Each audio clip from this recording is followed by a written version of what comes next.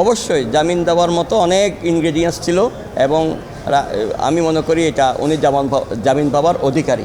আমরা তো দেখি অনেক রাঘব বলে জামিন হয়ে যায়। চিন্ময়প্রভু এমন কোনো অপরাধ করেন নাই যে জামিন না পাওয়ার মতো। চিন্ময় কৃষ্ণ দাস ব্রহ্মচারীর আজকে 5টি মামলার আমাদের জাজমেন্টের জন্য ছিল অনেক, এটা 15/1 থেকে এটা হিয়ারিং হয়ে আসছে। সরকার পক্ষ সময় নিতে নিতে এই পর্যন্ত গড়িয়েছে। অ্যাটর্নি জেনারেল সাহেবের নাম দিয়ে এতদিন পর্যন্ত গড়িয়েছে। আজকেও তারা সময় চেয়েছিল এবং কোর্ট কিন্তু বলছেন আমি জাজমেন্ট দিয়ে দেব। এখন 5টা মামলার মধ্যে 4টা মামলা আগামীকাল জাজমেন্ট দেবেন। যেটা আলিফ হত্যা মামলা সেটাতে আমাদের বক্তব্য হলো ওনার নাম এজাহারে ছিল না। আর উনি যখন পুলিশ কাস্টডিতে ছিল তখন এই হত্যাকাণ্ডের ঘটনাটা, এবং উনি কোনো ক্রমে একজন সাধু মানুষ, একজন বৈষ্ণব, উনি কোনো ক্রমে এই হত্যাকাণ্ডের সাথে বা কোনো রকমের হত্যাকাণ্ডের সাথে ওনার নেচারের সাথে যায় না, আর ওনার কোনো নির্দেশদাতাও হতে পারে না। এটা হলো আমাদের বক্তব্য। আর একটা বক্তব্য ছিল আমাদের যে এই মামলায় প্রথম থেকে যেহেতু এজাহারে অনেকগুলো নাম ছিল, এই এজাহারে ওনাকে যখন ইনভলভমেন্ট দেখায়, যখন ওনার রাষ্ট্রদ্রোহ মামলা যেটা ছিল, রাষ্ট্রদ্রোহ মামলায় মহামান্য হাইকোর্ট যেদিন জামিন দিয়েছেন ওনাকে, সেই জামিন দেওয়ার পর 2 দিন পরে কিন্তু এই মামলাগুলো ওরা শোনে রাষ্ট্র হিসেবে দেখিয়েছে 5টা মামলায়, ওখানে আলিফ হত্যা মামলা সহ। এর আগে কিন্তু এই মামলায় ওনার কোনো অ্যারেস্টও ছিল না, কিছুই ছিল না। এই অবস্থায় এটা আর কি, এটা এখন আমাদের বক্তব্য হচ্ছে কোর্ট যেটা মনে করেছেন সেটা উনি এটা জামিন আবেদন নামঞ্জুর করেছেন।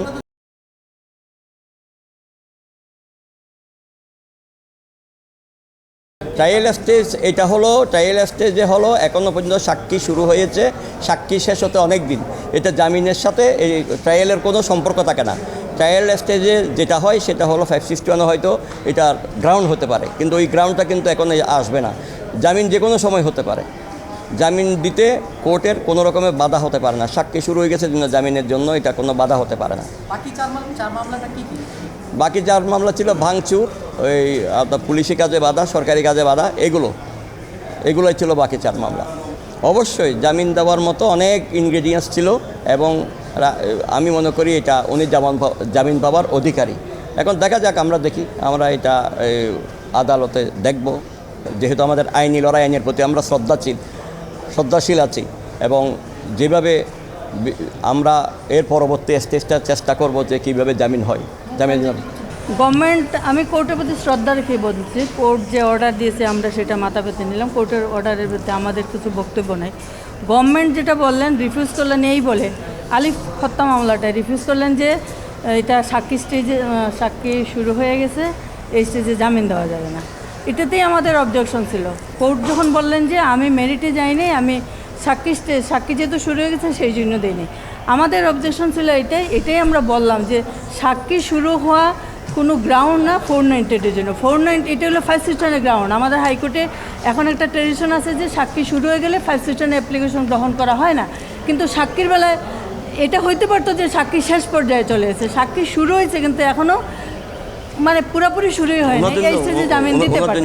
আর আলিফ হত্যা মামলায়, এই মামলাতে এই আসামি চিন্ময়প্রভু তখন জেলে ছিলেন। একটা লোক জেলে থাকা অবস্থায় কীভাবে একটা অপরাধের সাথে জড়িত হতে পারে?